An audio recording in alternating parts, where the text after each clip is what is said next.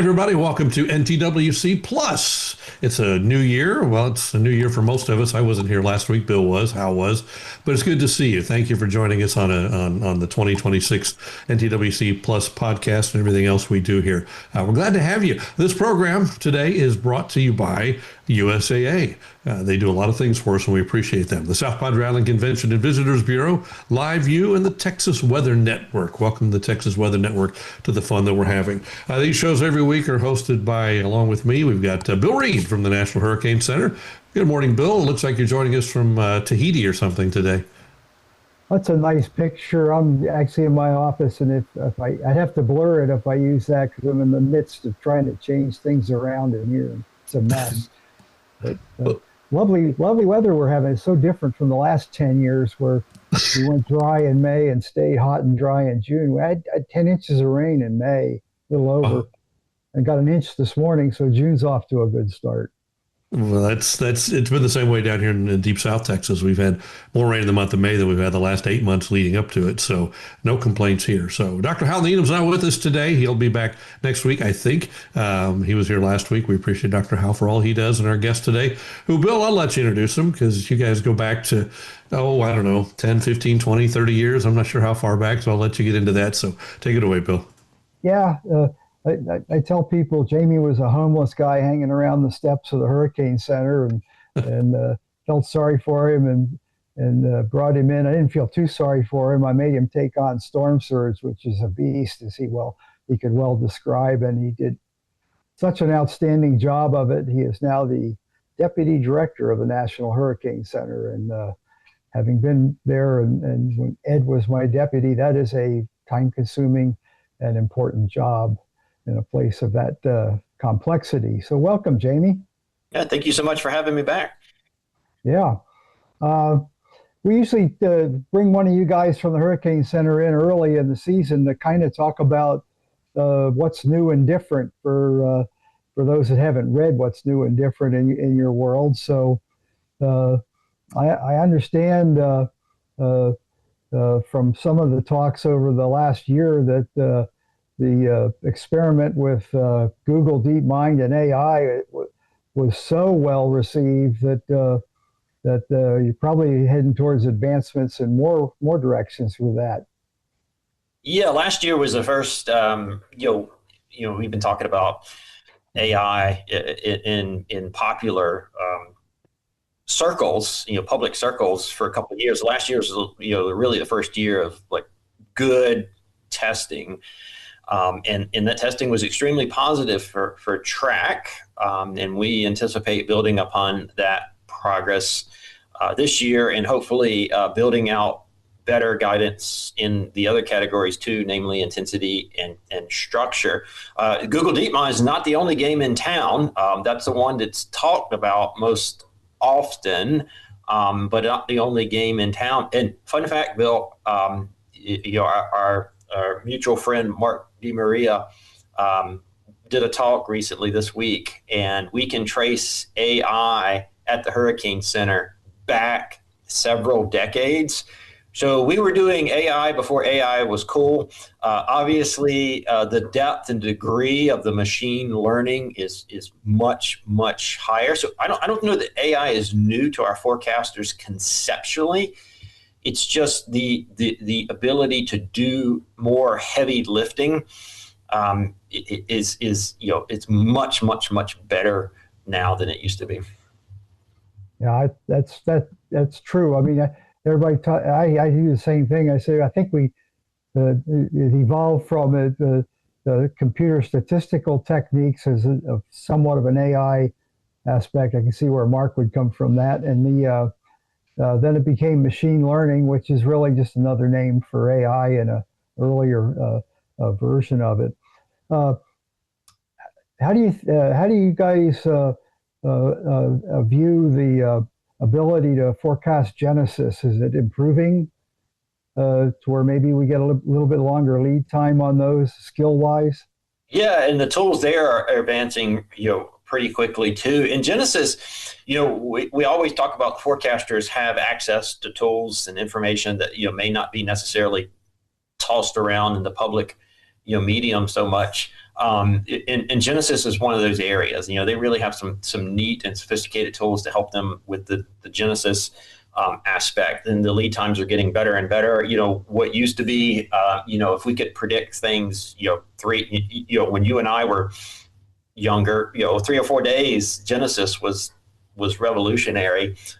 Now you're really pushing, out into 7 to 10 days. You're starting to be able to get increasingly reliable predictions. Officially, the Hurricane Center only goes out 7 days with the outlook. Obviously, that's going to be an area of possible improvement to extend the lead times formally. Officially, if we can continue to see this reliable progress with the guidance and the tools that we use. Yeah, that's what you mentioned structure. I mean, that was something that was just it was strictly analog hurricane specialist experiential knowledge when I was there. What are we doing to improve the structure forecasts? Well, the numerical models are getting better, especially the high resolution models. And since they form some of the training components, training data sets for AI models, and we'll come back to that because it's an important nuance. The AI sort of benefits from that. We also have better observational systems, better observational platforms that are sort of helping build these two-dimensional wind analyses to then also train these AI systems. But a lot of people view AI versus NWP like a competition, or like one has superseded the other. What they fail to understand is that AI is only as good as the training data set. So you have to have data to go into these things to train them, or they don't get better, or they don't have accuracy. And NWP, traditional NWP, is one of the foundational data sets that can be used to train these models. So I see them as complementary. They're working sort of hand in glove, if you will, versus one versus the other. Interesting. Another thing that I think maybe playing a role in the intensity and the structural aspects is getting more of the Doppler radar data from the aircraft in there to study these things and have a feel for what's going on when we have, for example, a rapid intensification. Yeah, the tail Doppler radar. So you remember when you and I, when I was a hurricane forecaster, the tail Doppler radar was there, sort of like like a novel type of thing. So now it's more routinely used. We use the NOAA aircraft, which has the tail Doppler radar, more routinely now. Which, in addition to the beautiful imagery, obviously the gee-whiz imagery, there's structure components there that the forecasters can see that are a predecessor to rapid intensification. So there's signals there that the forecasters, that sort of came to bear in Melissa last year. The forecasters were able to recognize the early signs the rapid intensification is about to happen. And then there's new observational systems like, obviously the deployment of the drones this year, which have gotten a lot of early publicity and notoriety. But all of these things are coming together in time and space to give us better and better understanding of the structure of hurricanes, but more importantly, a consistent data set, right? You really want a consistent data set to train these AI systems. And so really, AI is about the training data. That's often lost in the discussion. Everybody wants to jump to the gee-whiz, look at this, revolutionizing hurricanes, that sort of thing. But it really comes down to the training data. The training data is what enables and empowers these AI systems to take these sort of radical steps forward. Really cool. So we got the technology improvements in mind there on the forecast side. Back to your area of former expertise on the storm surge. Anything new going on in storm surge this year from the past? Or Cody Fritz, who now leads the storm surge unit, has picked up right where I left off in terms of pushing the boundaries and making us move forward. One of the historical reasons why expanding storm surge forecast modeling services outside of the continental United States, where we have sort of a gentle continental slope, right? Sort of, we've talked about this on the show many times. It's sort of a gentle traditional storm surge. When you get into these island environments, we have a steep continental shelf, kind of like the one that's behind you in your screenshot there.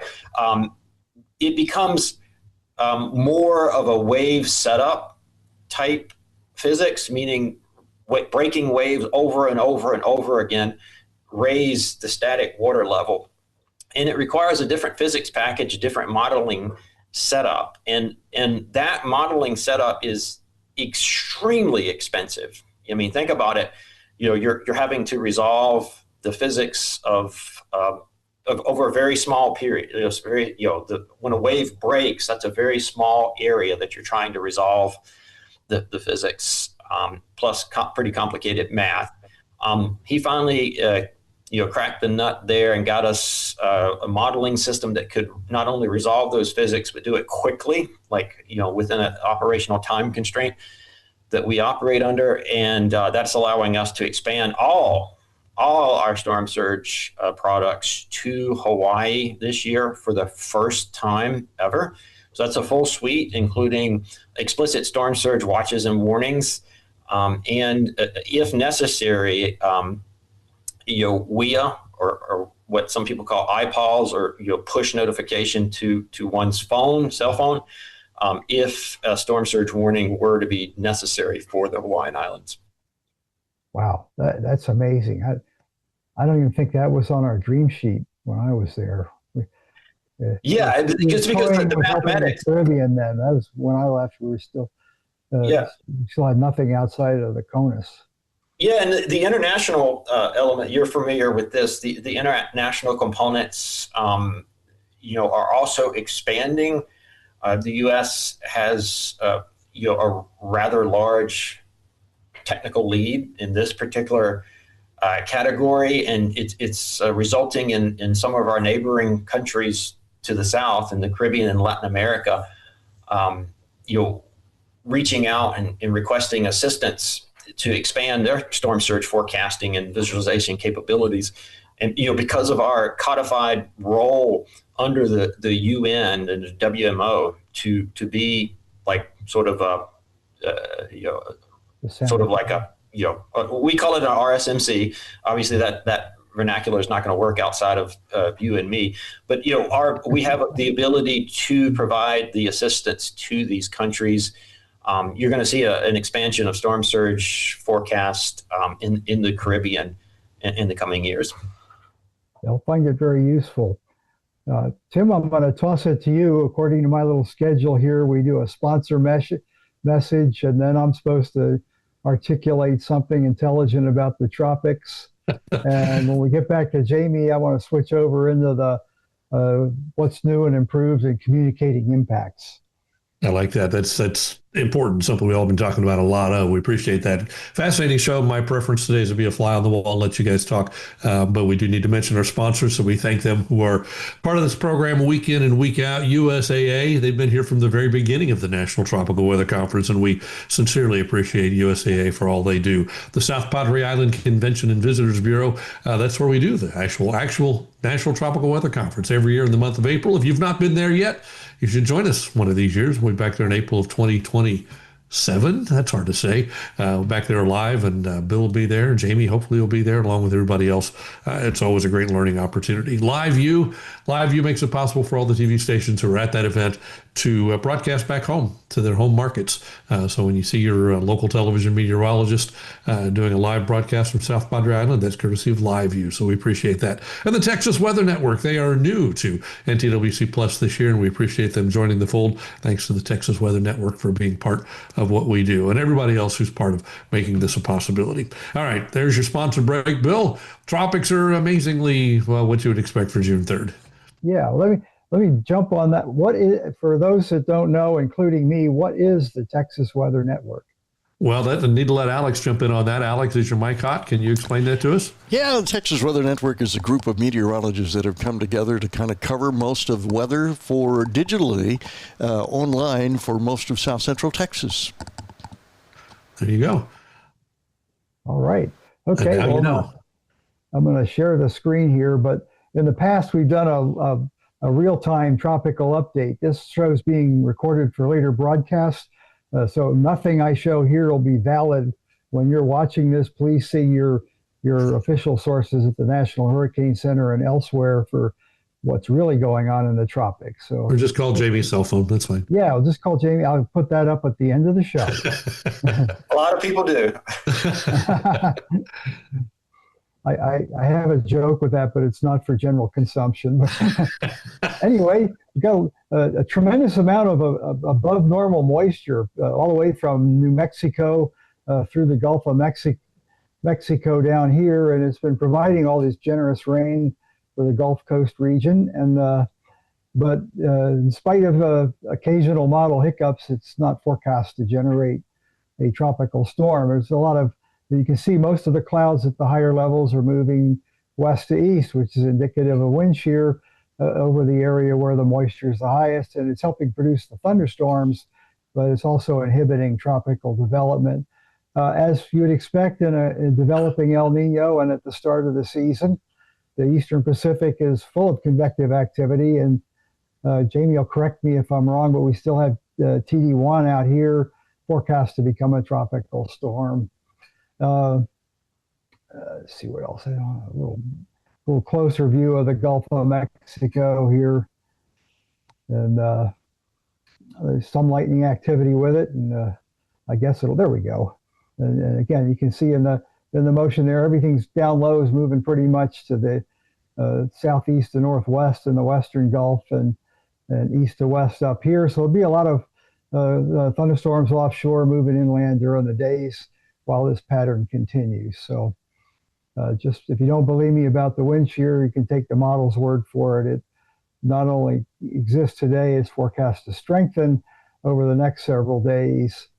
And I looked at the ensembles and all, nothing really hinting at anything other than a really active eastern Gulf of Mexico. There's the central American gyre is going to kind of fire up in there, and there'll be a lot of moisture down there. Right now, it looks like the spin-ups will be on the Eastern Pacific side of the spin there. We'll watch Mr. GFS to see what it gives us in there.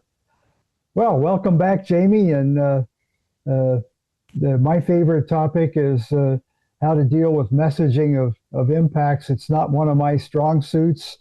I'll let Tim ask a lot of questions on that because that's his job, telling people what's going to happen to them. What's new this year in the products that you guys put out that helps with intelligence on impacts?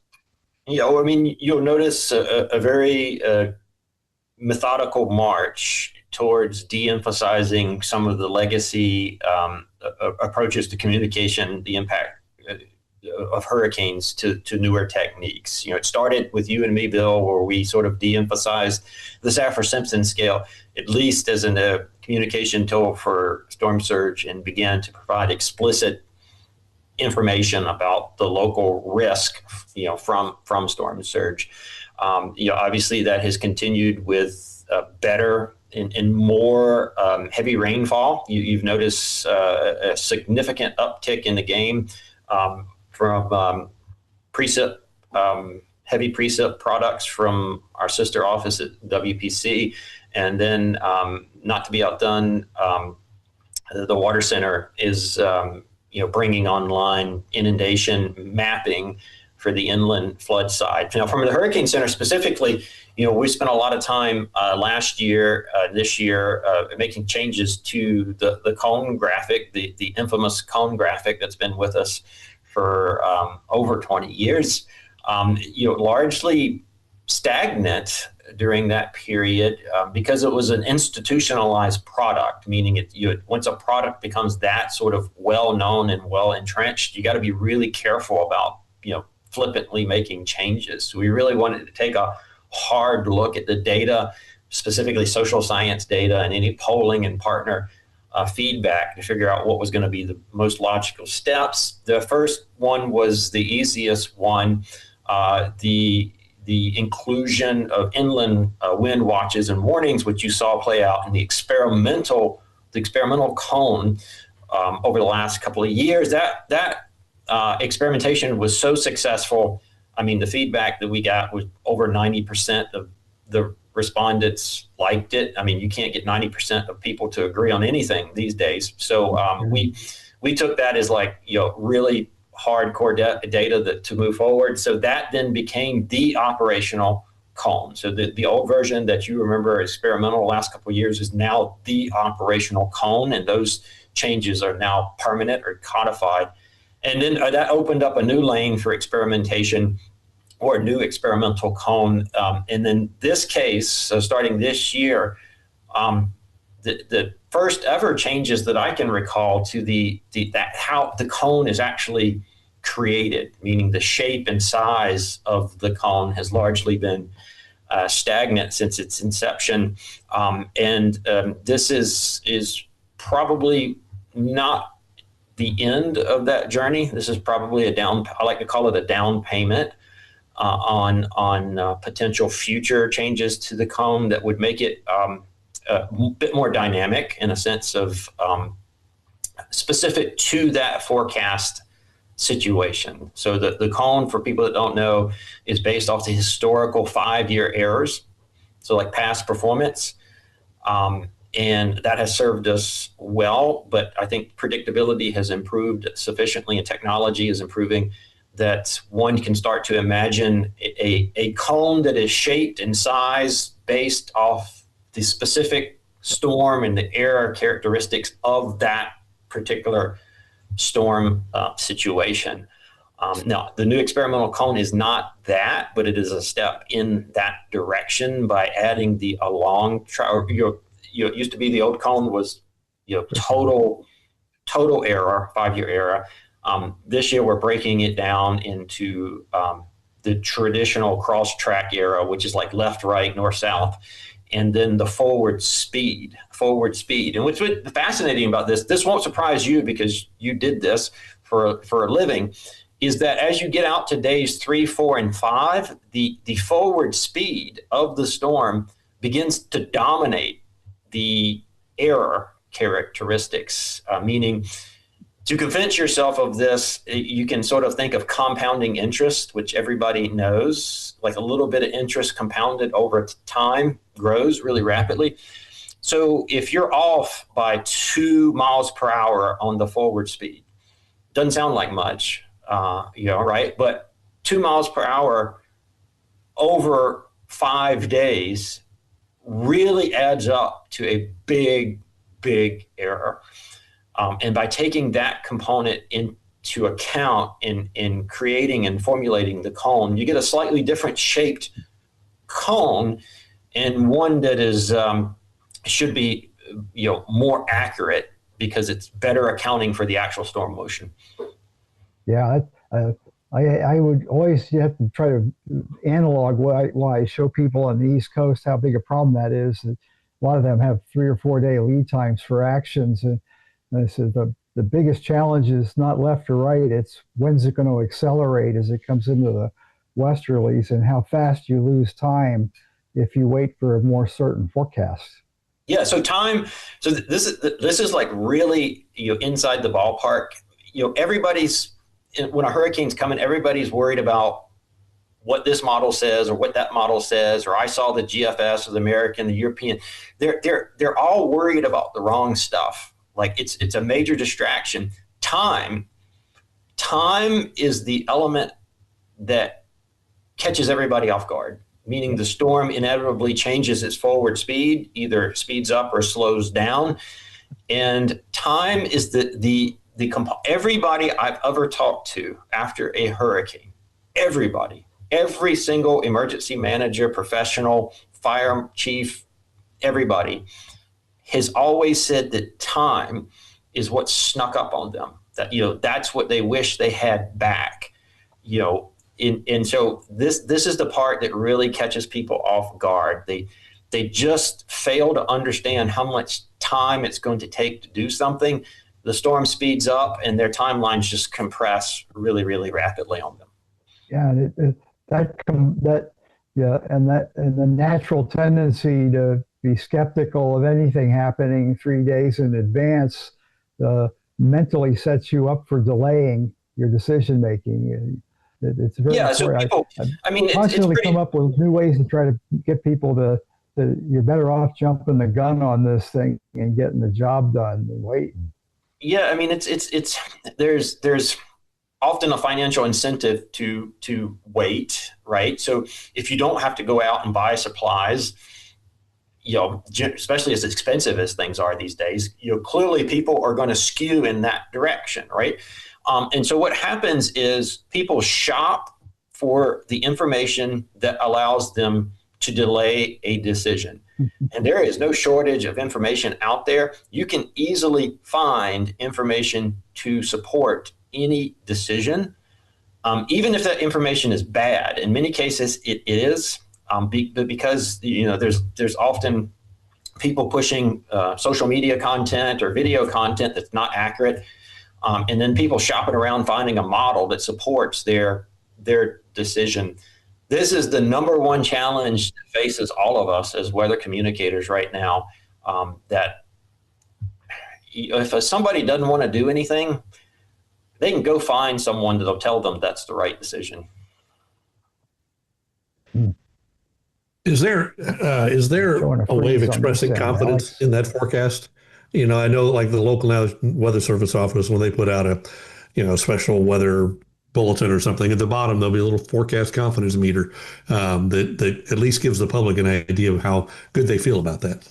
Yeah, expressions of certainty or uncertainty is one of the big areas in weather communication.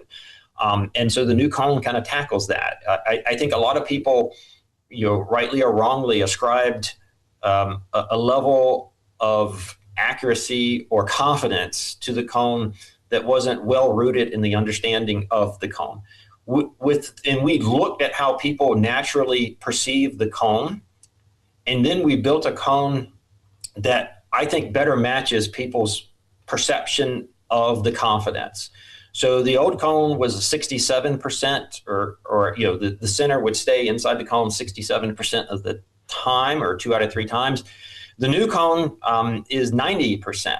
And if you think about the words one would use in 90% versus 67%, there's a significant uptick in the confidence that one can ascribe to the new cone that I think is going to help people better understand and accept that type of messaging. The old cone, you would probably say potential path or that sort of thing. Whereas the new cone, you can say 90%. You can say probable or most likely path. Fair bit of confidence boost there.